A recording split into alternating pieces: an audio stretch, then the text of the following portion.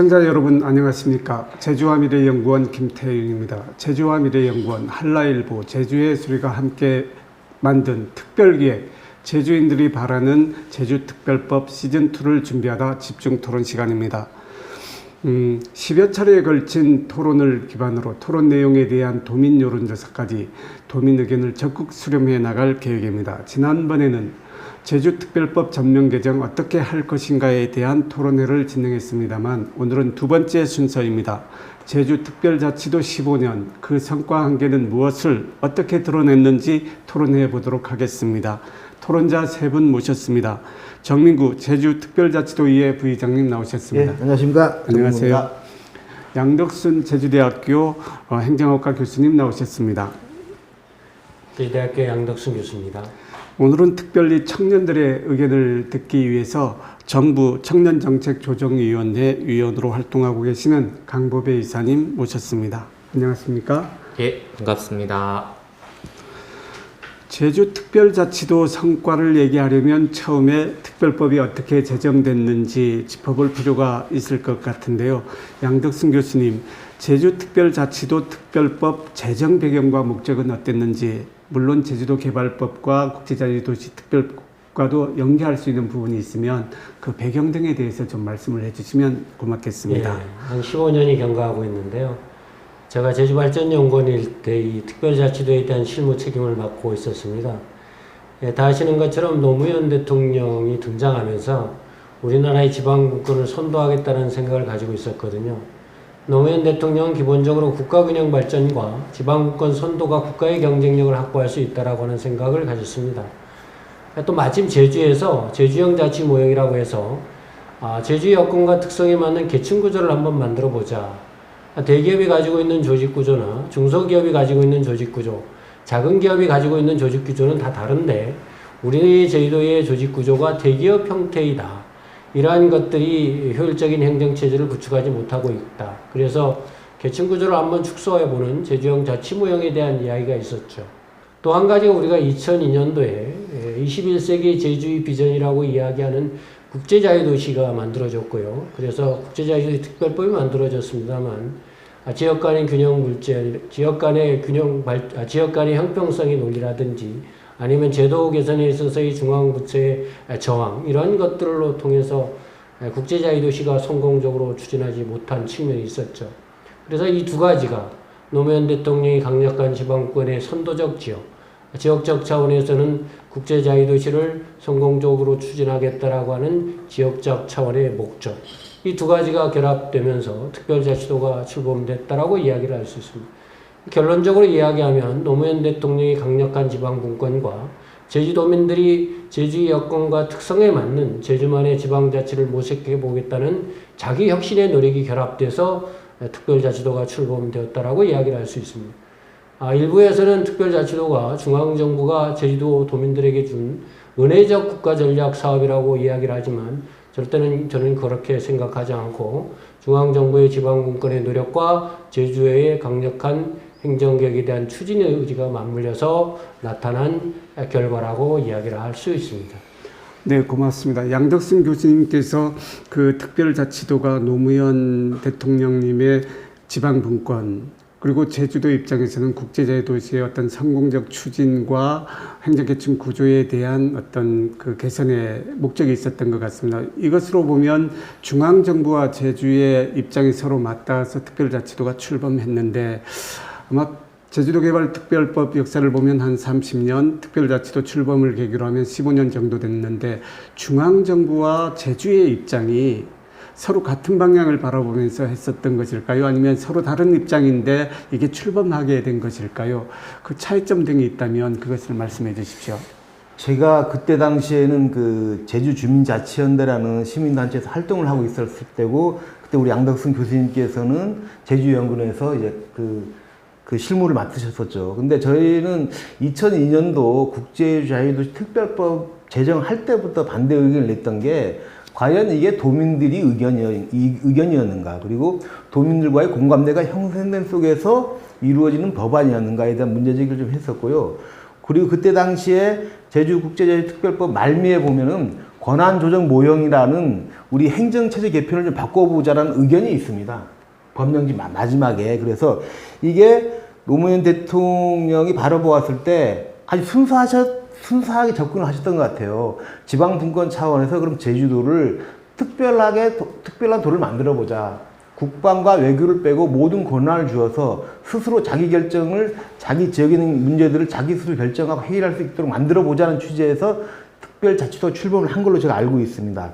근데 그 와중에 문제가 뭐냐 하면은 제가 보건데 특별자치도에 무엇이 붙었냐 하면은 국제자유도시라는 비전이 붙었어요. 근데 국제자유도시를 추진하려면은 행정의 효율성이 전제가 되는 것 같았어요. 그러니까 무엇이냐? 행정체제 개편을 통해서 기초자치단체의 무용론이 나오기 시작합니다. 행정의 효율성을 전제로 했기 때문에. 그래서 어쨌든 주민투표를 통해서 혁신안이 조금 우세했죠. 우세해서 그 기초자치단체가 폐지가 됐는데 이걸 또 모순이 되는 거예요. 예를 들어서 노무현 대통령이 추구했던 지방분권은 가장 민주적인 지역의 안정을 추구하는 부분인데 오히려 제주도는 풀뿌리 자치 근간인 기초자치단체를 폐지하는 그런 상황이 발생했고요. 저는 그런 걸 보면서 15년이 지난 이후에 과연 이 특별자치도와 그리고 국제자유도시라는 이 두 가지 상을 도민들이 원했을까? 그리고 도민들이 얼마만큼 공감대가 형성된 속에서 출범했는가? 이거에 대한 저는 물음표를 던질 수밖에 없습니다. 네. 그 두 분 말씀을 듣다 보면 중앙정부 입장, 제주도 입장이 좀 그 차이가 있었던 것 같고, 첫 번째 중요한 부분이 도민 의견 수렴을 좀 소홀히 했던 측면을 제기해 주셨는데요. 우리 강보배 이사님께서는 특별자치도가 본래 계획한 대로 순항하고 있다고 보십니까? 아니면 특별자치도에 대해서 어떤 입장을 갖고 계시는지요? 저는 일단 학창 시절 때 이미 제주도가 특별자치도를 갖추고 있었던 시점을 맞이해서 살아왔는데요. 특별자치도에서 아까 얘기됐던 것처럼 지방분권의 어떤 주민 참여와 주민들의 목소리를 중심으로 행정적인 게 굴러가는 거냐라고 하는 한 지점과 다른 한 지점으로 국제자유도시라고 하는 지점 내에서 이 두 목소리 내에 도대체 어떤 변화들이 있었냐, 그리고 실질적으로 이게 변화로 왔었냐라고 하는 부분들 자체가 다 의문이다라는 얘기를 먼저 드리고 싶어요. 국제자유도시라고 하는 것에 대한 상 자체도 따지고 보면 싱가포르나 홍콩이라고 하는 세계의 어떤 모델들을 채택했는데 일종의 관광도시기도 했지만 실질적으로는 금융이나 다른 지점들에서 제주랑 과연 모형이 맞았냐라고 하는 부분에서 일단 의문이었습니다. 그리고 이 환경 속에서 실질적으로 하려고 했던 것들에 벌어졌던 거는 주로 카지노 논쟁 속에서 이제 카지노를 도입하냐 마냐 뭐 이런 식의 어떤 논쟁들이 대부분에 그쳤거나 아니면 의료 민영화라고 하는 방식으로 효율성에 대한 이야기들의 지점에서 도대체 어떤 지점들을 도민의 품속에 담길 거냐라고 하는 논쟁들로 간 게 아니라 그냥 세수가 더 거칠 수 있는 구조, 어떤 방식으로 행정 입장에서 어떤 방식으로 선도할 수 있냐 정도에 대한 아젠다 외에는 주민들과 함께 무엇을 만들어 갈 건지, 제주의 상이 무엇일지에 대한 토론을 나눌 수 있는 장 자체가 제대로 마련된 적이 있었냐라고 하는 부분들이 문제라고 생각합니다.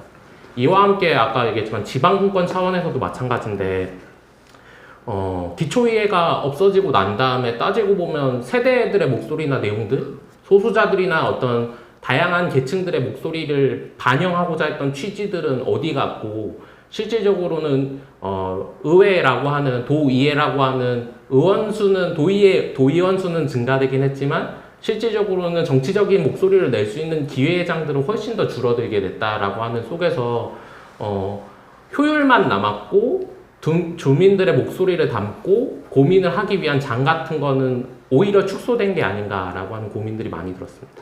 굉장히 많은 문제점을 지적해 주셨는데요. 특별자치도는 중앙정부가 갖고 있는 여러 가지 권한을 제주에 이렇게 갖고 오는 거지 않습니까? 출범 15년 동안 어떤 권한들이 이양됐고 그것으로 인해서 제주가 어떠한 그 일들을 했었는지 아니면 걸림돌이 됐었는지 평가를 해 주신다면 긴 시간이 필요하겠지만 짧게 요약해서 말씀 좀 부탁드립니다. 네, 우리가 특별자치도는 크게 두 가지 축으로 이루어져 있습니다. 하나는 지방분권 선도라고 하는 거, 이런 거는 주로 행정특별자치, 자치행정 부분에서의 내용이라고 이야기할 수 있고, 또 한 부분은 국제자유도시에 대한 어찌 보면 지역개발적 차원에서의 특별자치도라고 이야기를 할 수 있죠. 6차례 제도 개선을 통해서 한 4천, 거의 5천여 건의 사무화 권한이 이양이 되어 있죠. 그러한 사무화 권한 중에 초점을 맞추고 있는 것은 주로 국제자유도시에 대한 규제 완화 쪽에 많이 초점이 두고 있고요. 나머지 특례적 사항들은 행정특별자치적 사항들은 2020년에 우리가 지방자치법이 개정되면서 그러한 것들이 다 지방자치법에 포함됨으로써 이제 특별한 내용들이 거의 뭐 소멸했다라고 이야기를 할 수 있죠. 근데 국제자유도시 측면에서의 제도 개선 중에서도 제주가 스스로 지역의 미래를 결정하고 제주 여건과 특성에 맞는 미래의 모습을 만들 수 있는 그런 핵심적인 권한들이 과연 제주에 이양됐느냐라고 하는 질문을 했을 때 그렇지 않다라고 하는 이야기를 많이 합니다. 뭐 국세 이양이라든지 또 하나 아까 우리 정문구 부의장께서도 말씀드렸는데 사실은 많은 사람들이 오해를 하는 측면이 있고 중앙정부도 오해하는 측면이 있는데 특별자치도에서의 행정자치 분야에서의 특별자치도의 계층구조 개편이 전부인 양 이야기하는 것이 있죠. 기초자치단체를 폐지한 것은 15년이 경과된 현재의 시점에서 봤을 때는 상당히 잘못된 선택이었다라고 하는 것들이 입증된 거라고 이야기를 할 수 있습니다. 그런 이유는 우리가 선거철 때마다 이 행정시장을 어떻게 할 것이냐에 대한 논의를 하고 있는 것 자체가 기초자치단체를 폐지한 것이 잘못됐다라고 이야기를 하는 측면이 있죠. 그래서 일부 도민들은 이런 이야기까지 하죠. 물론 특별자치도가 추진되면서 외형적 성장은 상당히 이루어진 것은 사실인 것 같습니다. GRDP가 상당히 높아졌고 지방재정이 확충되었고 특히 외형적으로 보이는 관광객 수가 엄청나게 늘어난 것에 대해서는 특별자치도의 성과라고 이야기하는 측면이 있습니다. 물론 이것도 좀 더 구체적인 연구가 좀 필요하다고 이야기를 할 수 있습니다. 국제적 환경의 변화, 특히 중국이라고 하는 대의적 개방 정책의 변화로 따라서 제주가 혜택을 받은 것인지 아니면 특별자치도에 대한 성과인지에 대해서는 좀 더 우리가 고민을 좀 해야 될 필요가 있습니다만 어쨌든 외형적 성장이 이루어진 것은 사실인 것 같지만 일부 도민들은 제주도 특별자치도 주인으로서 얻은 것은 특별자치도라고 하는 이름뿐이고 이런 것은 생활자치호 풀뿌리 민주주의 기초라고 할 수 있는 기초자치단체의 폐지라고 하는 자조적인 비판이 있다라고 하는 것을 중앙정부는 잘 생각을 해야 될 것이라고 생각합니다. 그 강보배 의원님과 우리 양덕순 교수님 말씀에 의하면 성과보다는 좀 그 실이 많은 것처럼 들려지거든요. 그 의회에서 이제 그 도민들하고 많이 접하면서 그리고 또 2002년도에 이 특별법에 대해서 관심을 가지고 계셨는데 제주 도민들은 특별자치도에 대한 인식을 어떻게 갖고 계실까요? 그거 말씀하기 전에 우리 양덕순 교수님께서 그때 실무를 총괄 하셨잖아요. 원래 특별자치도 출범할 때 상은 이게 아니죠. 도, 행정시, 읍면동이 아니죠. 도와 읍면동이죠. 저는 요즘 그런 상상을 해봐요. 아까 우리 행정지지 개편 관련해서 우리가 도민사회가 에너지를 그쪽에 많이 쏟아붓고 있잖아요. 선거 시기마다, 선거 이후에도. 만약에 그때 어떤 주민투표의 결과를 생각하지 말고 도하고 읍면동으로 갔을 경우에 어떻게 변했을까에 대한 저는 생각도 좀 가끔씩 하고 있습니다. 왜냐하면은 분명히 초반에는 그러한 설계를 가지고 접근을 했었단 말이죠. 그런데 나중에 주민투표를 통해서 해야 되고 그 다음에 시장의 문제를 지속적으로 어떻게 할 것인가에 대한 문제제기를 통해서 행정시가 불쑥 튀어났단 말이죠. 그런 속에서 그 특별자치 출범했는데 그때 당시에 제주도정이 뭐라고 외쳤냐 하면은 제주국제자유도시 실현을 위한 법 제도적 실천 전략이 제주특별자치도라고 홍보를 하고 있습니다. 즉 다시 말해서 특별자치도는 우리 양덕순 교수님께서 말씀은 자책령 쪽에 주안을 든 게 아니고 국제자유도시라는 부분에 초점을 맞췄다는 얘기죠. 그러다 보니까 외형적인 모습이 많이 컸죠. 그래서 저는 이거를 국가적인 관점에서 봐야 되고 제주도민들의 입장에서 봐야 된다고 봐요. 근데 국가적인 관점에서는요, 저는 어느 토론에서 자신 있게 말씀을 드립니다. 국가적인 관점에서는 제주특별자치도가 아주 성공한 케이스예요. 아주 성공한 케이스입니다. 자, 영어교육도시 성공했어요.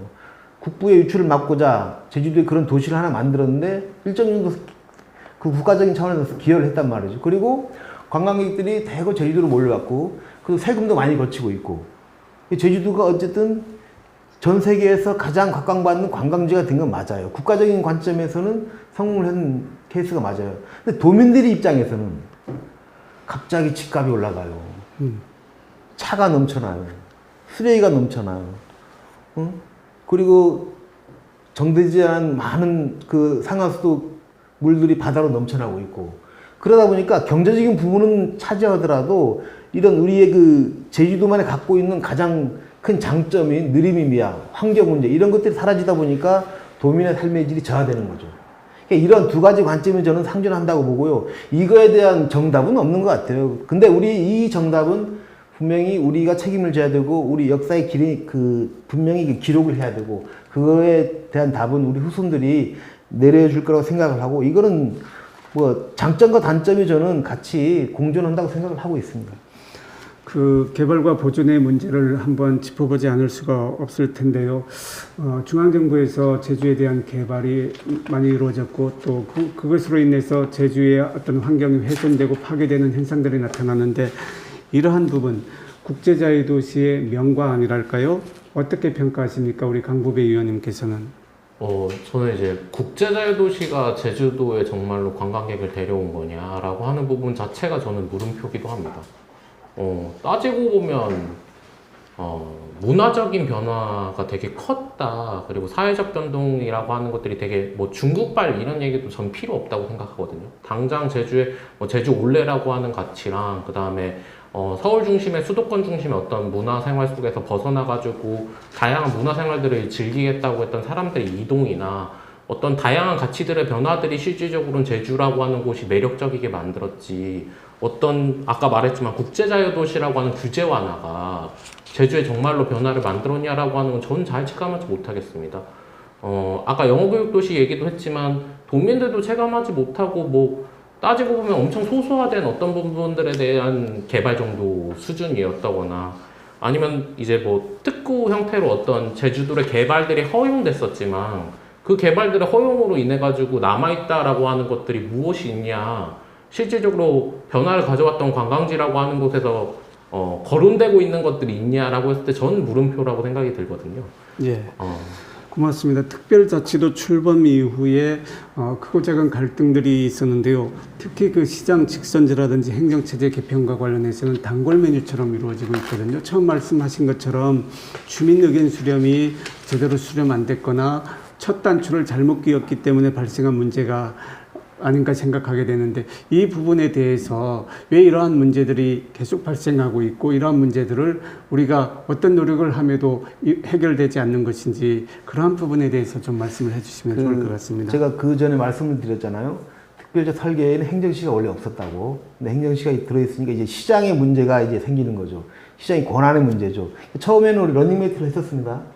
근데 그 이후부터 러닝메이트가 없었고 임기 2년에 임명직 시장이 들어와요. 문제는 임명직 시장이 들어와서 지역 그 시민들의 민원을 시원시원하게 예전까지 해결해 주지 못한다는 거죠. 그래서 그러면은 왜 우리가 이런 시장을 우리가 직접 손으로 못 뽑아? 우리가 뽑아야 되는 거 아니냐? 이런 의견이 대두하게 되죠. 그래서 매 선거 때마다 이 얘기가 나옵니다. 단골 메뉴죠. 그렇게 해서 우금민 도정 시절에 행정체제 개편위원회를 구성을 하게 됩니다. 네. 저도 거기에 위원으로 활동을 하면서 제가 생각하기에 그만큼 도민의 의견을 많이 받아본 적은 없을 것 같아요. 영역 여론조사도 몇 번 했고요. 그래서 한 70% 이상이 행정체제의 그 변경을 원하고 있었습니다. 근데 거기에 또 지방자치 의회 부활이냐 시장 직선제 이게 또 첨예하게 대립을 하게 됐어요. 그런데 저는 그때 지방자치 부활을 요구하면서 시장 직선제는 어쨌든 권한이 없는 거 아니냐. 그래서 차라리 이번 기회에 직접 의회 부활까지 한번 가보자라는 의견을 계속 대두를 했습니다만은 그때 그 중앙정부 입장은 특별자치도의 전제는 기초자치를 폐지한 건데 이걸 수용한다는 거는 그럼 특별자치도를 반납을 할 거냐. 이런 역논리로 펴온 적이 있습니다. 그래서 그렇다면 현실적인 방안이 무엇이냐, 행정시장 직선제를 선택을 해서 저희들이 도지사한테 제안을 하죠. 그런데 문제는 저는 이걸로 끝이 난 줄 알았어요. 그런데 이게 또 우리 제주도 도민들이 의견 수렴을 통해서 도지사도 오케이 했고 의회도 오케이 한 거를 중앙정부가 불수용을 합니다. 지금도 불수용한 상태죠. 그래서 제가 가서 왜 불수용을 하냐 하니까 우리 행안부에서는 이러한 법을 낼 수는 없다. 다만 국회에서 의결을 해버리면 우리 따라가겠다.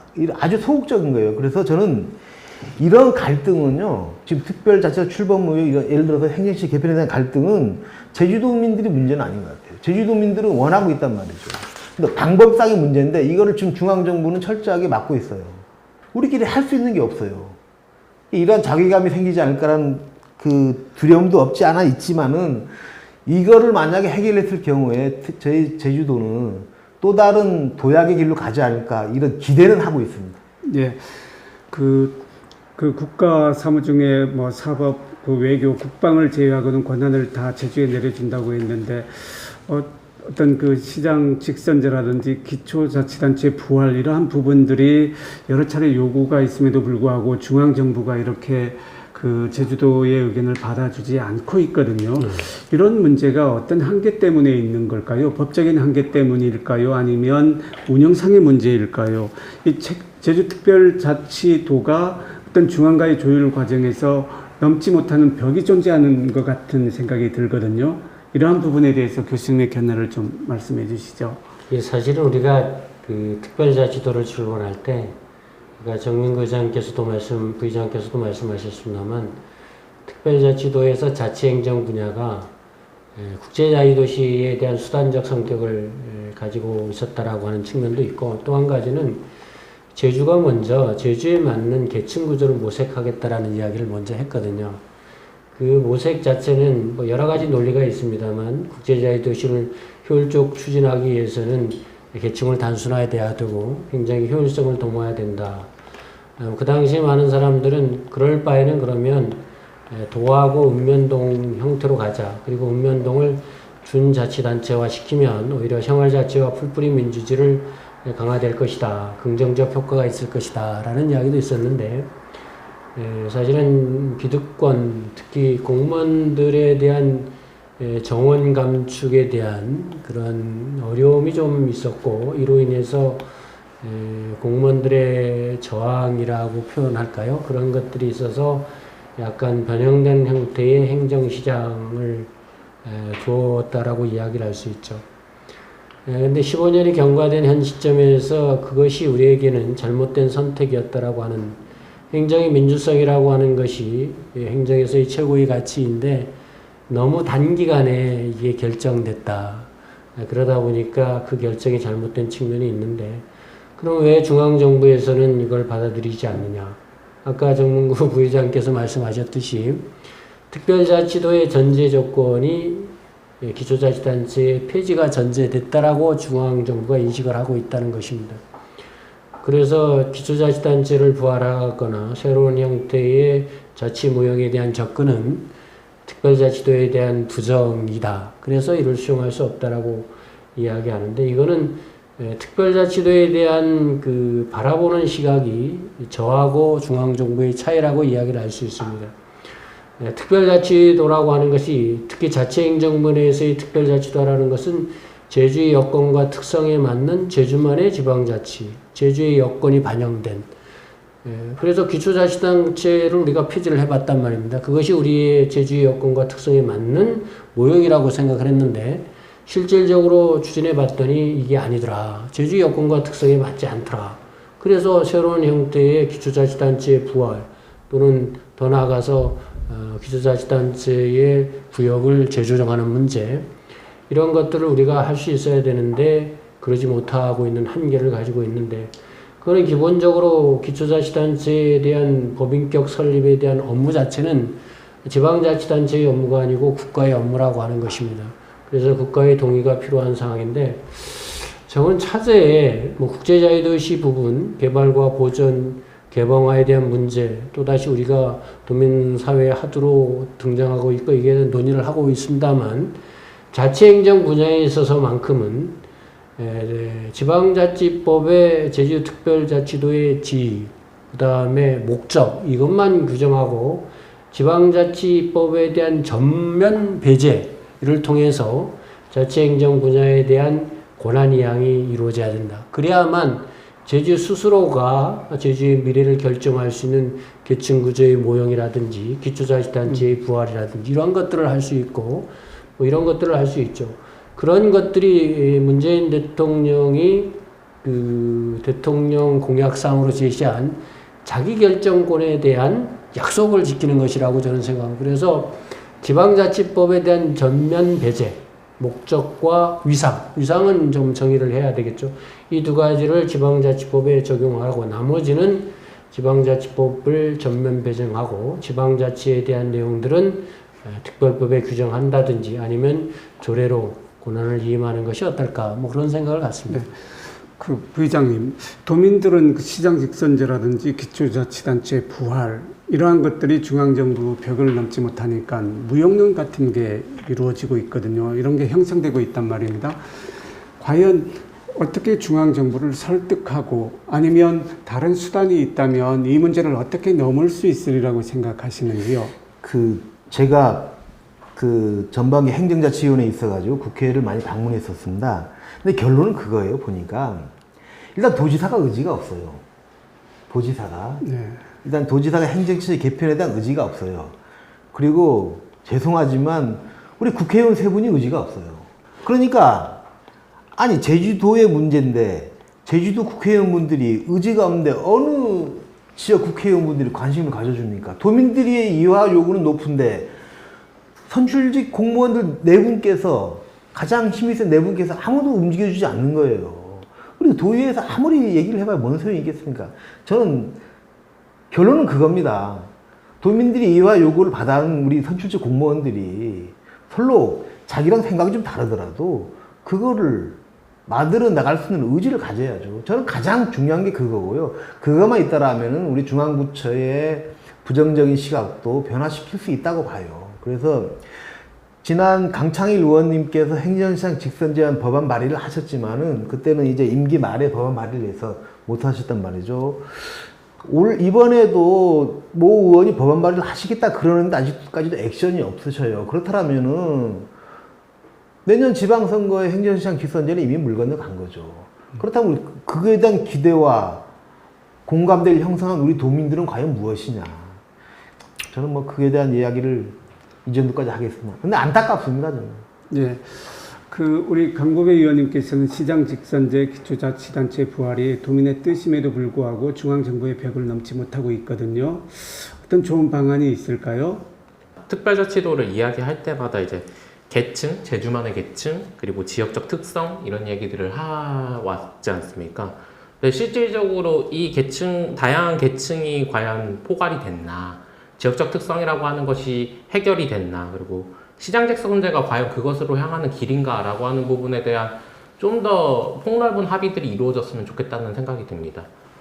청년 정책이라고 하는 것들이 요즘 핫하기도 한데 청년 정책이라고 하는 것이 왜 탄생했냐라고 했을 때도 따지고 보면 기존의 어떤 사회에서 청년들이 목소리 내기 위한 구조나 이런 다양한 계층들의 어떤 변화적 목소리를 받아들이기 어렵다고 하는 구조들도 있었다고 생각이 들거든요. 저는 이제 지방분권 시대라고 하면서 자꾸 다른 지자체들한테도 많은 권한들이 이양되고 있는 시대를 맞이하고 있는데 괜히 다시 꼭 기초자치단체 부활이라고 하는 모델로 가야 되느냐, 더 점진적이고 더 다양한 방식들의 목소리를 받아들이는 구조들은 없냐라고 하는 다시 한번 심도 깊은 고민들이 좀 더 들어갔으면 좋겠습니다. 특히 이제 서울에서는 뭐 청년 시민회의 같은 걸 만들어가지고 각 자치구별로 청년들한테 예산 같은 거를 할당하고 그것들을 청년들이 직접 결정하는 뭐 대의되긴 했지만 직접 민주주의를 좀 더 실천해 보려고 하는 어떤 시도들도 벌어졌었거든요. 이런 시도를 우리는 못할 거냐? 꼭 청년이 아니어도 좋다고 생각하거든요. 읍명동에 뭐 주민참여 예산이나 이런 걸 하긴 하는데 실질적으로 올라오고 있는 사업들은 대부분 그냥 행정에서 결정하고 올라오고 있는 사업들 아니겠습니까? 그렇기 때문에 좀 더 혁신적인 모델들을 한번 얘기해 보면서 고민들을 하는 게 행정도 설득하고 중앙정부도 설득하고 도민도 설득할 수 있는 모델이 아닐까라고 하는 고민을 해보고 싶습니다. 근데 제가 부연 설명을 좀 하자면은 동의를 하면서요. 이번에 지방자치법 전면 개정안에 주민자치회 조직이 있었어요. 그래서 저는 당연히 국회를 통과할 줄 알고 저희 그 7단계 제도 개선에 전방위 행정위 때 그걸 넣어놨어요. 거기에 좀 더 진일보한 정책으로 읍면동 주민자치회를 구성하고 거기에 사무국을 구성하자라는 지금 법안이 들어가 있습니다. 근데 국회에서 그 주민자치회 부분이 빠져버린 거예요. 그게 제주도만 지금 할 수 있게 돼 있어요. 만약에 국회를 통과한다라면은. 아까 우리 강보배 이사님께 말씀하셨던 그 부분이 아마 다양하게 쓰일 수 있을 거예요. 그래서 만약에 국회를 통과한다라면 우리는 주민자치위원회가 사라지고 주민자치회 조직의 사무국을 구성하고 주민세 2% 관련해서 예산의 편성권과 집행권, 그 다음에 그 행정 업무의 사물 위탁을 받을 수 있기 때문에 만약에 시행이 된다라면 우리 청년분들께서 주민자치회 쪽에 관심을 가지셔서 그쪽에 가서 활동을 하신다라면은 뭐 아까 같은 문제점은 조금이라도 해소될 것 같다라는 생각이 듭니다. 나중에 좀 더 논의하겠지만 사안별 접근 방법도 있지만 양덕순 교수님께서 지방자치법에서 정하고 있는 내용을 배제해서 하게 되면 될 수도 있지만 문재인 대통령께서는 연방제 수준의 자치제에 대한 얘기도 있었거든요. 그리고 처음 특별자치도가 출범할 때 이러한 내용이 있었던 걸로 기억하는데 이거는 있었죠. 어떻게 생각하십니까? 우리에게서 영원히 벗어난 것일까요? 아니면 또 희망의 싹을 틔울 수 있는 것인가요? 사실은 우리가 특별자치도 출범할 때 노무현 대통령이 홍콩 특별행정구 언급했고요. 연방제 국가의 주정부 수준의 자치권을 주겠다라고 이야기했습니다. 여러분들 알겠지만 연방제의 주정부라고 하는 것은 대의적 주권이 없는 하나의 국가라고 이야기를 할 수 있죠. 우리도 대한민국이라고 하는 정체성을 부인하지 않는 측면에서 국방, 외교, 사법, 치안이라고 하는 것을 제외하고는 제주도가 다 결정할 수 있는 접근이 특별자치도의 최종 목표라고 이야기를 했습니다. 사실은 이게 현재에서 평가를 한다면 정치적 슬로건에 해당되었고 그러다 보니까 도민들은 아무리 중앙정부가 권한과 사무가 이양을 많이 해준다 하더라도 우리의 궁극적인 목표라고 할 수 있는 연방제 수준의 주정부의 권한을 갖지 않는 이상 특별제도에 대한 평가가 높을 수가 없죠. 근데 많은 사람들이 이게 헌법상의 지위를 통해서만 가능하다라고 이야기를 하고 있고 헌법상 지위를 확보하는 것은 도민들의 노력만으로는 사실 불가능합니다. 국민적 공감대가 형성이 전제돼야 되고 국민적 공감대 형성은 이를 통해서 정치권에서의 공감대가 형성을 돼야 되는데 일단 특별자치도에 대한 국민적 공감대가 과연 형성되어 있느냐에 대한 의문점이 있죠. 그런 측면에서 봤을 때는 뭐 최근에 헌법에 대한 논의, 권력구조에 대한 논의를 할 때 특별지방정부라고 하는 명칭을 써서 접근하자라고 이야기는 하고 있지만 그건 제주특별자치도에 한정된 접근은 아닙니다. 그런 측면에 봤을 때 헌법적 지위 확보가 거의 불가능하다고 저는 봅니다. 물론 불가능하다고 해서 우리 도민들이 포기할 수는 없죠. 뭐 마데리아 등 여러 가지가 헌법의 지위를 명기함으로써 여러 가지의 연방제 수준 정도의 권한을 갖게 되는데 그렇다면 그냥 마냥 우리가 손 놓고 있어야 되느냐 헌법적 지위만을 바라보면서 연방제 수준의 주정부의 권한을 가질 것을 마냥 기다려야 되느냐 그렇지 않다라고 하는 측면도 있죠. 헌법적 지위가 확보되지 않더라도 그에 준하는 접근이 좀 필요하지 않느냐.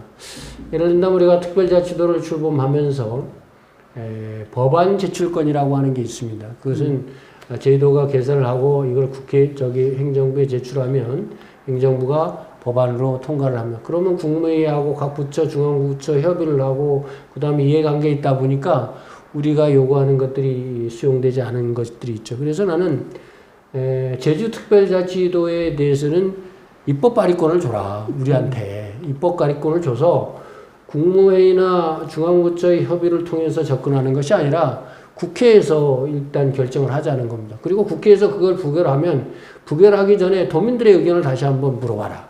그래서 이런 식의 접근을 좀 필요하지 않느냐라는 생각도 들고요. 물론 이게 어찌 보면은 헌법 현재의 법률 체제에서 가능할지는 모르겠습니다만 그런 접근이 좀 필요하고 아까 이야기했던 것처럼 제주만이 지방자치가 특별자치도라면 지방자치법에 제주특별자치도라고 하는 것은 고도의 자치권이라고만 표현되고 있는데 고도의 자치권이 너무 추상적이라는 표현인 겁니다. 우리는 연방제나 안방제 주정부의 분권형 국가를 선도하는 그러한 특별자치도라고 하는 목적과 위상을 정리하고 나머지는 다 조례나 아니면 특별법에 명기함으로써 아까 정문구 부의장께서 이야기했던 계층구조나 기초자치단체의 부활나 주민자치에는 지금도 할 수 있습니다만 그런 식의 접근을 좀 해야 되지 않을까라는 생각도 좀 합니다. 중앙정부와의 관계가 굉장히 중요하다고 또 말씀을 듣게 되는데 연방제 수준의 자치제라든지 아니면 그 입법 발의권이라든지 그 중앙정부의 현재의 관계에서 뭔가 활로를 모색할 수 있는 방안이 우리 양 교수님께서 말씀하셨지만 뭐 회의적으로 보시는지 정말 도민이 합해서 정하게 되면 활로를 찾을 수 있을런지 뭐 선철직 분들의 어떤 역할론도 있었지만 좀 어떤 방향으로 접근하면 그래도 우리가 이러한 그 경계를 넘어설 수 있을지에 대한 말씀을 좀 들려주셨으면 저는 합니다. 아까 우리 양덕순 교수님의 말씀에 전적으로 동의하는 게 제가 이제 시민단체 활동을 하다가 제도권에 진출했지 않습니까? 그래서 꼭 저는 행정자치위원회 가고 싶었고 이 특별법에 관련한 일을 꼭 해보고 싶었어요. 그래서 담당 그 부서 공직자분들하고도 많은 토의를 했고 우리가 갖고 올 수 있는 특히 중요한 것들을 많이 올려놨단 말이죠. 안에 제도 개선 안에 딱 가니까 관련 부처에서 불쏘면 그게 끝이에요. 너무나 허무하더라고요. 근데 국무총리실 지원위가 그 각 부처 장관들하고 그다음 일반 의원들이 오지 않습니까? 이게 부처로 다 이제 그 회부를 해요. 불수용하면 거기서 논의를 안 합니다. 그래서 꼭 하고 싶은 것들은 우리 지사나 이런 분들이 가가지고 역할을 좀 해주셔야죠. 근데 그런 역할을 잘 안 하시더라고요, 보니까. 그래서 제가 보건데 지금 현재 시스템으로는 그리고 제도 개선을 통해서 권한을 가져오는 부분들은 이미 이거는 그렇게 막 중요한 게 와닿지는 않아요. 그리고 점점 그 기간이 길어지고요. 그래서 이런 부분은 안 되고 저는 만약에 예를 들어 지금 일부 학자들이 주장하는 헌법적 지위 확보 저 동의합니다. 근데 가능하냐 이거죠. 개헌이라는 게 제주도만을 위해서 개헌을 할 수는 없지 않습니까? 자 그렇다면 저는 투 트랙을 하자 이거죠. 헌법적 지위를 요구하면서도 아까 우리 교수님이 얘기했던 포괄적 권한 이용을 받을 수는 없느냐. 지방자치법에 그러니까 모 학자는 그런 얘기를 하더라고요. 헌법적 지위가 아니더라도 지방자치법에 제주특별자치도는 이러이러하기 때문에 뭐 한다 그러면은 포괄적 권한을 받을 수 있는 그런 방법도 있다 그러시더라고요. 그래서 이런 부분도 우리가 논리를 개발해야 한다 보고요. 지금 상황에서는 이러한 법적 근거가 없이는 저희들이 중앙부처의 공무원을 논리를 잡을 수가 없어요. 왜 제주도만 그래야 되는데 네. 지금 이러한 논리를 펴거든요. 그래서 그 부분에 대한 우리 제주도만의 논리를 꼭 개발할 필요가 있겠다 생각을 합니다. 네. 중앙하고 제주와의 관계도 굉장히 중요하지만 제주 내부로 들어오면은 도지사에게 권한이 많이 집중되었다는 이야기가 있거든요. 재정 문제도 얘기해야 되기 때문에 우리 그 강보배 의원님께서 도지사의 권한 집중 이 부분을 이렇게 둘 것인지 아니면 어떠한 방향으로 나아가야 될 것인지에 대해서 말씀 부탁합니다. 계속 얘기 나왔던 것 중 하나는 행정체제 개편 얘기들이 계속 나오는 건 따지고 보면 도지사 외에는 어떤 결정권을 가진 사람도 없다. 제주도의 모든 결정은 도지사가 한다라고 돼 있는 상황이라고 저는 실질적으로 느끼고 있다고 생각합니다. 뭐 의회가 존재하더라도 이건 견제 정도의 권한을 갖고 있는 거지 실질적인 편성권과 집행권을 갖고 있는 행정부가 단일 체계로 구성돼 있다는 거는 엄청나게 집권적인 구조라고 생각이 들죠. 그리고 이제 실제로 고민되는 것 중 한 축으로는 이제 지방분권에 대한 이야기를 할 때 뭐 산남 삼북 균형 발전 이야기도 있지만 실질적으로는 지역의 풀뿌리 조직들이 대부분 무너지고 있는 거 아니냐. 뭐 마을회를 비롯해 청년회를 비롯해서 이렇게 지방 어떤 풀뿌리 조직들이 있던 지역들도 별로 없는데 실질적으로 풀뿌리 조직들이 힘을 잃고 어떤 방식으로 고민할 것인가를 자가 스스로도 발전하지 못했고 권한도 없다 보니까 저거 해서 뭐해? 라고 하는 패배감들이 엄청나게 많아지는 사회를 계속해서 겪고 있으니까 이제 우리는 다시 중앙에밖에 요구하지 않아. 도지사라고 하는 사람은 우리 얘기 안 들어줄 것 같아. 뭐 어떤 일종의 모호한 괴리감들도 벌어지고 있다고 생각이 들거든요. 그렇다고 했을 때 이러한 부분들에서 아까 얘기했지만 주민자치회 등 다양한 방식으로 풀뿌리 조직들을 강화하는 것들이 꼭 이루어져야 실질적으로 어떻게 해서든 다른 견제 방식들이 이루어지는 게 아니냐. 도지사가 다 결정하고 도의원들은 따지고 보면 거기에서 받는 제안들 아니면 어떤 딜을 해야 되는 상황들을 계속 마주하는 상황 속에서 어떤 결정권에서 계속 후퇴해야 되는 모습들이 참 안타깝다는 생각들이 많이 듭니다. 조금 화제를 이 바꿨으면 부분에 합니다. 대해서 한마디만. 예, 양 교수님. 도지사에 대한 권력 집중에 대한 이야기인데요. 사실은 하나의 정치 결정권만 갖고 있다 보니까 도민들의 의견을 잘 수용하지 못하는 측면이 있는데, 일단은 기초자치단체의 부활이 가장 좋은 방법인데, 현 체제에서도 사실은 이거에 대한 접근이 좀 가능하다라고 이야기할 수 있는데요. 기관 통합적 요소를 좀 도입하자. 지금은 우리가 고위공직자에 대해서 인사청문회 하고 있죠. 감사위원장에 대해서만 동의를 합니다. 정무부지사는 안 하죠. 기관 통합적 요소를 적용하면 탄핵권을 우리가 도의에 부여하자 이겁니다. 인사청문회 대상에 있는 사람들에 대해서는 그 일을 제대로 수행하지 않았을 때는 도의회 의원들의 탄핵권 행사를 통해서 도지사의 인사권을 한번 접근해보죠. 이거는 현실적으로 불가능하지 않습니다. 네. 도의에서 또는 자치단체장이 그 거버넌스라고 하는 게 바로 그거거든요. 권력을 함께 나누겠다라고 하는 생각을 갖고 있는데, 그러한 기관 통합적 요소를 도입하면 그래도 제왕적 도시라고 하는 인사권에 대한 통제가 좀 될 수 있고, 또 하나 우리가 읍면동도 준자치단체화 할 수 있거든요. 어떻게 하느냐.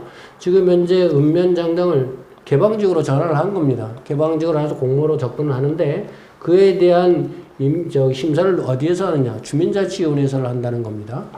그 다음에 또한 우리가 주민자치가 공모를 통해서 접근을 하고 있는데, 주민에 대한 대표성을 확보할 수 없거든요.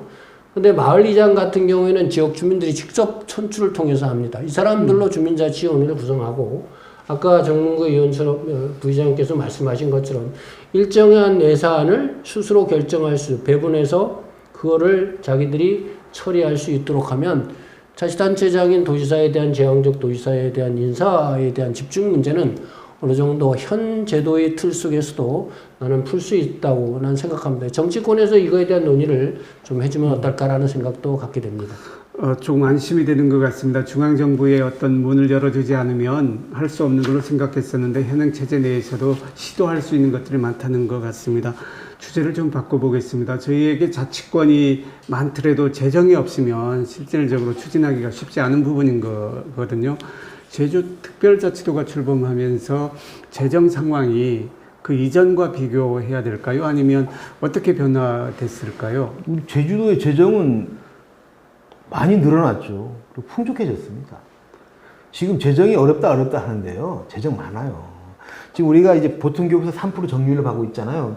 근데 이거에 대한 논란은 좀 있습니다. 우리가 더 받아올 수 있는데 이 3% 정률에 묶여 있는 거 아니냐? 아니다. 요걸로 받는 게 우리의 최선의 방법이다. 근데 이거에 대한 답은 없어요. 계속 사회가 변화하고 우리가 세금의 문제가 변하기 때문에 저는 기본적으로 3%를 받는 거는 좋다. 대신에 도청 공무원 내에서 이 3%가 무너질 경우를 대비해서 보통교부서 계산하는 방법 이런 부분들에 대한 그 인수인계는 철저히 해야 된다. 이런 얘기를 하고 있고요. 그리고 우리가 특별자치도가 되면서 여기에서 발굴을 하잖아요. 보통 7%인데 저희들이 3%, 4% 내릴 수 있는 권한이 왔어요. 이게 저희들이 보통 상임 밑에 이런 지지를 안 합니다. 왜 그러냐면은 지금 여객사용 관련해서 리스 차량이 한 25만 대가 들어와 있어요. 제주도 한 50만 대라 그러잖아요. 실제 25만 대는 제주도에 없는 거예요. 그리고 금액이요. 1,600억 정도 얘기해요. 여기서 발굴하는 게. 예. 이런 거는 이제 언론에 잘 안 나오죠. 이런 부분이라든가. 그리고 어쨌든 특별자치 출범한 이후에요. 나름대로 세수가 엄청 좋았어요. 한 10년 정도. 지금이 어려운 거예요. 그러니까 좋았다가 어려우니까 너무 없어 보이는데 저는 예산 편성을 잘하고 집행만 잘한다면 지금도 큰 문제는 없다. 필요한데 먼저 집행을 하면은 우리 도민들이 뭐 예산이 없어서 못한다라는 말은 듣지도 않을 것 같고요. 향후가 문제죠. 향후에 뭐가 문제냐면 우리 기반 시설이에요. 뭐 이런 우리가 그 쓰레기 매립장이라든가 그 다음에 그 상하수도 문제 이런 부분들 기반 시설을 지속적으로 보강하고 확충해야 되는데 이러한 예산이 지금 현재 없다는 거죠. 또 이러한 부분들은 나름대로 국비 확보라든가 그런 쪽에서 해야 될 것 같고요. 저는 예산이 없다라고 어렵다라고 하는 말에는 저는 동의를 못하겠습니다. 예, 중앙정부로부터 제주가 받는 3% 부분이 많이 회자되고 있는데요. 이것과 관련해서 말씀을 좀 해주시고 조세 자율권에 대한 이야기도 있거든요. 네. 이러한 부분까지 우리 양 교수님께서 말씀을 해주셨습니다. 우리가 헌법에 이미 조세 법률주의를 채택하고 있습니다. 법률에 의하지 않고는 세목을 정할 수 없죠. 그래서 일본 같은 경우에는 세액 법정 예산을 가지고 조례로 할 수 있습니다만 일단 현재의 체제는 불가능하고요.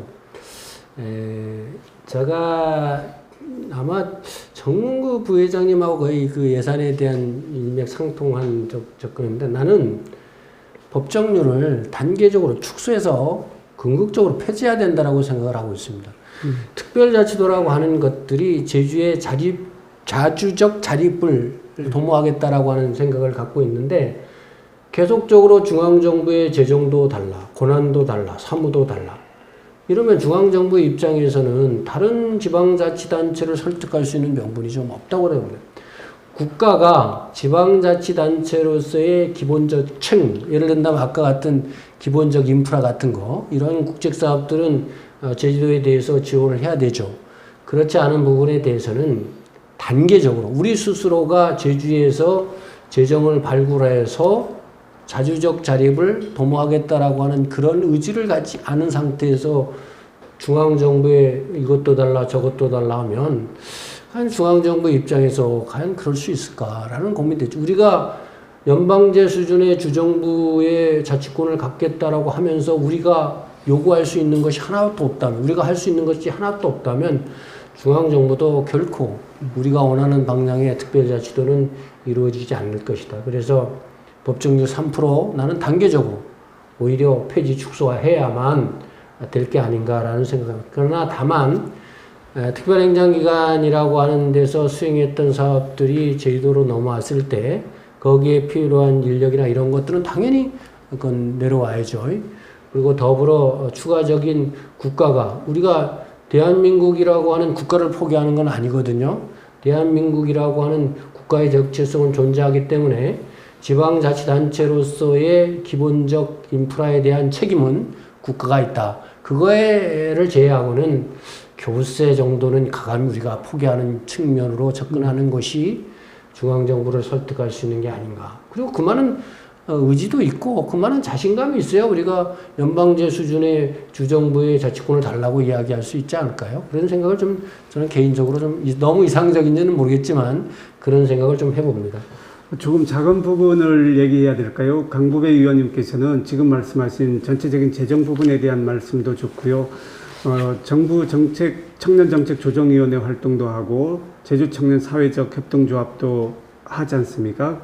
그러면 타 시도 관련 청년들하고 비교하게 되는데 재정 운영이랄까 청년 정책과 관련된 부분에 대해서 체감하고 있는 내용을 좀 나눠주셨으면 합니다. 일단 재정적인 부분에서 고민될 때 이런 게 있습니다. 막 자치단체별로 이제 청년 예산들 비교하기도 하고 전체 예산 같은 거 비교하거든요. 그렇게 치면 제주도 어디 가서 꿀 예산이라고 얘기하기는 되게 민망한 예산인 게 너무 많아서요. 그러니까 우리 꿀려요, 우리 부족해요, 더 달라고 얘기하기에는 좀 애매한 처지들 많이 겪기도 해요. 실질적으로 뭐 저희보다 인구가 많기도 하고 예를 들면 광주 같은 경우는 인구가 150만에 가까운 도시지만 제주도랑 전체 예산 비교하면 비슷하게 나오긴 하는 거죠. 뭐. 근데 문제는 여기에 뭐 기초자치단체가 없고 뭐 이런 구조 때문에 실질적으로 본다고 하면 좀 차이들이 제법 있는 거다라고 얘기도 하긴 하는데요. 그런 고민들을 할 때마다 드는 것에서 하는 거는 결론적으로는 실질적으로 예산이 부족한 거냐, 그리고 이 예산이 부족해지는 데에서 어떤 것들이 필요한 거냐라고 하는 것에서 전 거버넌스라 얘기를 되게 적극적으로 했잖아요. 자치단체장이 어떤 방식으로 예산들의 결정권과 내용을 나눌 거냐. 당장 제주도에서만 해도 자기 결정권을 놓지 않으면서 중앙정부 보고 노라고 하는 모습 자체도 한계가 있다. 그럼 제주도가 보여줘야 될 모습이라고 하는 것이 어쩌면 대한민국의 지방자치단체들을 바라보고 있는 중앙정부의 모습을 제주도지사부터 먼저 보여준다고 했을 때 더 시범적 모델 같은 게 만들어지는 거 아니냐라는 생각들이 좀 많이 듭니다. 당장 이제 서울 같은 경우 예산들이 많긴 하다 이런 얘기들 할 때도 그 권한들을 나누기 위한 행위들을 여러 가지 방식들로 해왔던 거잖아요. 근데 저희는 당장 이제 주민참여예산 같은 경우도 예산을 늘리다가 멈추기도 했고요. 다만 진행되는 과정 내에서 부족했던 부분들이 분명 있기 때문에 예산을 확대하다가 멈췄다는 부분들도 있긴 하지만 권한을 나눈다고 하는 것에 대한 사항이라고 하는 것이 지역적인 차원에서도 고민이 되어야 우리도 할 얘기가 생길 거다라고 하는 생각들이 좀 많이 들었습니다. 얘기를 좀 마무리해야 될 시간이 된 것 같은데요. 15년 동안 지나온 걸 지금 보면 공도 있고 과도 있다는 것을 구분할 텐데 그 시점에 있을 때는 굉장히 몸부림치며 이렇게 했던 그런 내용들도 있거든요. 15년 교훈을 이렇게 전반적으로 볼 때 제주는 무엇을 얻었고 어떤 과제를 남겼다고 생각하십니까? 저는 특별자치도를 그 시민단체 활동할 때부터 비판을 많이 했지만은 그렇게 막 부정적이지는 않습니다. 왜 그러냐 하면은 어쨌든 제주도도 대한민국의 일원으로서 나름대로 국가에 이바지한 부분이 없지 않아 있거든요. 근데 제주도민의 입장에서 바라봤을 때는 좀 더 나은 삶을 살 수 있는데 이건 부족하지 않느냐. 그게 보니까 다 또 중앙부처의 그 문제라고 우리는 얘기를 하고 있어요. 근데 우리들의 문제는 없는가를 다시 한번 돌아볼 필요도 있겠고요. 저는 특별자치가 출범하면서 제주도민들이 자치 역량은 어느 지방자치단체보다 뛰어나다고 생각을 합니다. 지금부터 이제는 기본이 돼 있으면 15년을 뛰어넘는 무엇인가를 만들어 가야 된다고 생각을 해요. 저는 그게 뭐냐 하면은 특별자치도로 남을 것이냐, 국제자유도로 남을 것이냐, 이거에 대한 근본적인 문제를 해결을 해야 된다고 생각을 해요. 지금 이제 우리 제주개발센터도 국제자유도시 제주개발센터도 자유자를 빼려고 하고 있지 않습니까? 그러듯이 이제 2005년도와 지금하고는 많이 다르기 때문에 제주도와 제주도민들, 특히 저희 같이 의회에 있는 분들이 과연 제주도를 앞으로 어떻게 해야 될 것인가에 대한 심도 있는 고민을 해야 될 것 같고, 그거와 관련한 토론회들이 좀 많아졌으면 좋겠다는 생각을 하고 있습니다. 네, 고맙습니다.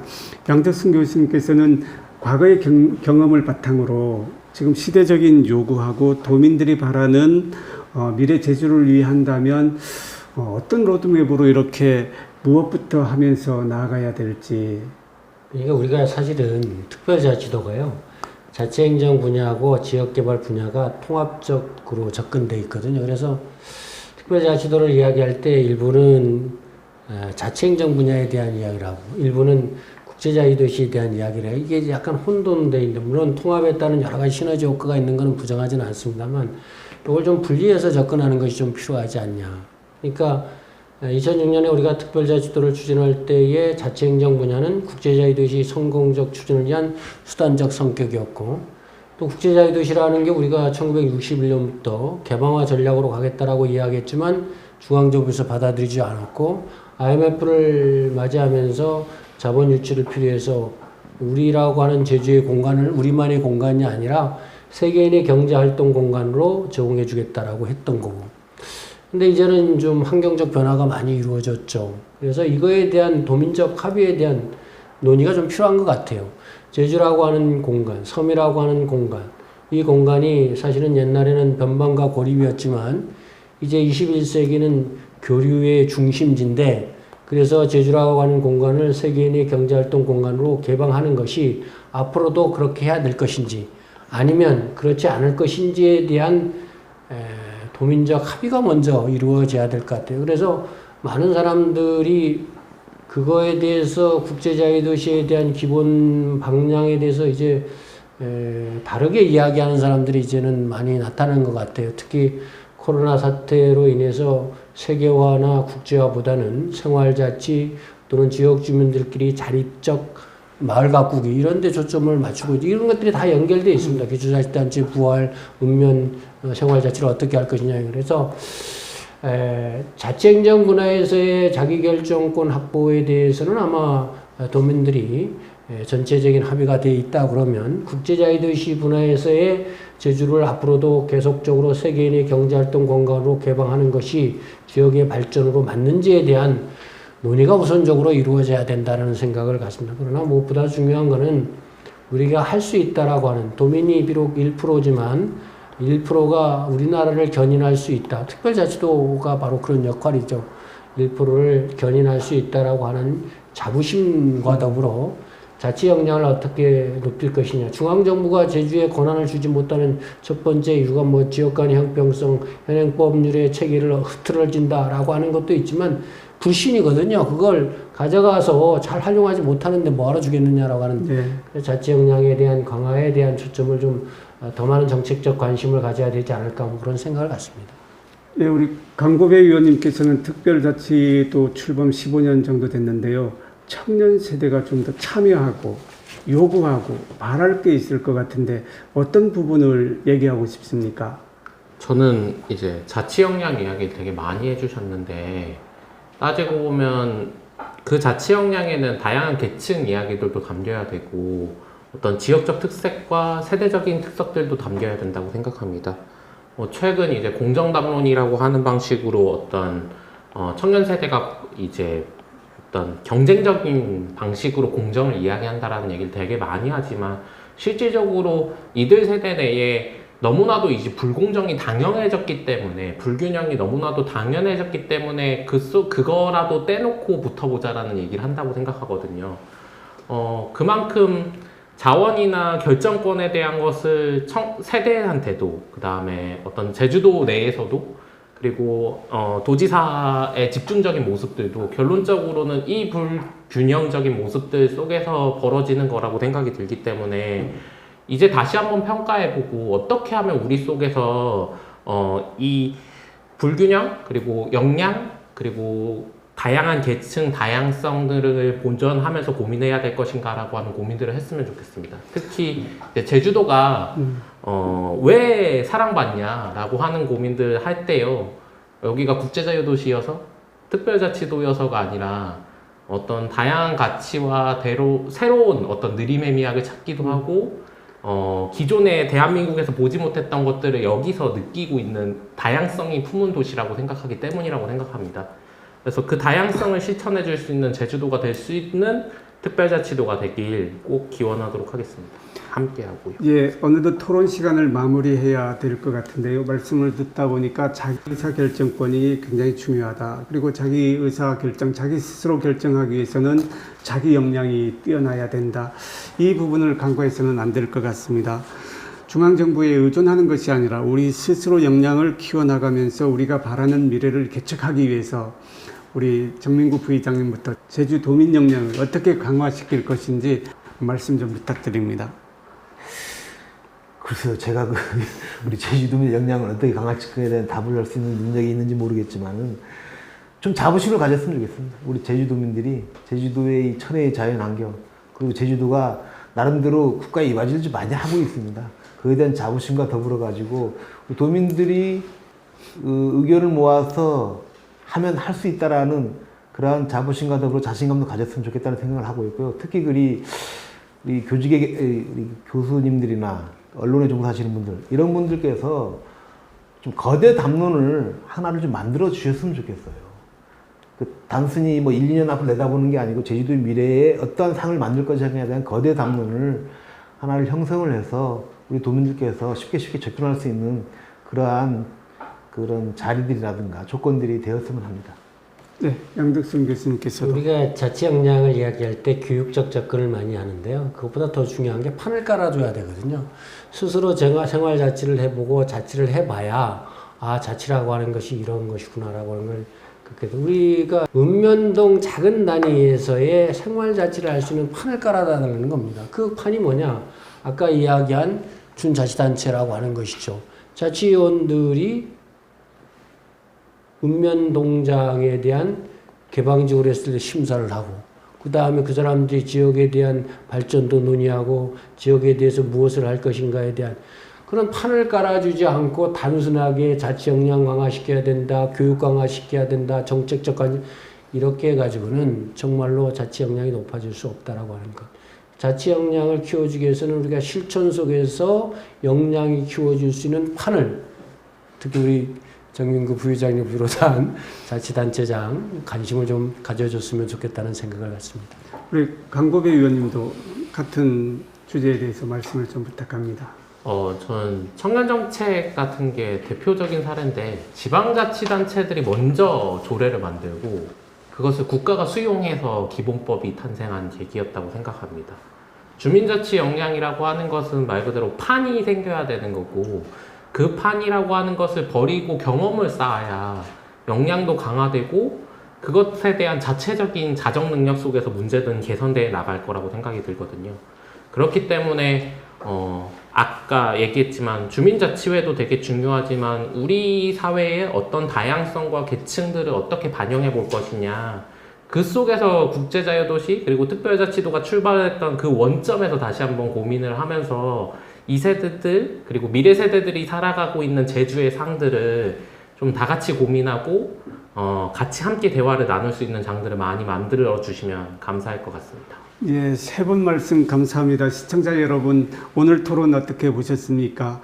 15년 동안 걸어온 건너온 강보다 넘어야 할 산이 많은 것 같습니다. 하지만 15년 동안의 제주도민들이 축적한 경험은 결코 의미 없는 것이 아니라 굉장히 앞으로 나아가는데 동력이 될 것으로 생각을 합니다. 과거 교훈을 벗삼아서 과거 교훈을 활용해서 후세대들만큼은 우리가 그랬던 어떤 경험을 반복하지 않고 그들이 바라는 그러한 환경에서 살아갈 수 있는 환경을 조성하는 일이야말로 지금 우리 세대가 담당해야 할 내용이 아닌가 생각합니다.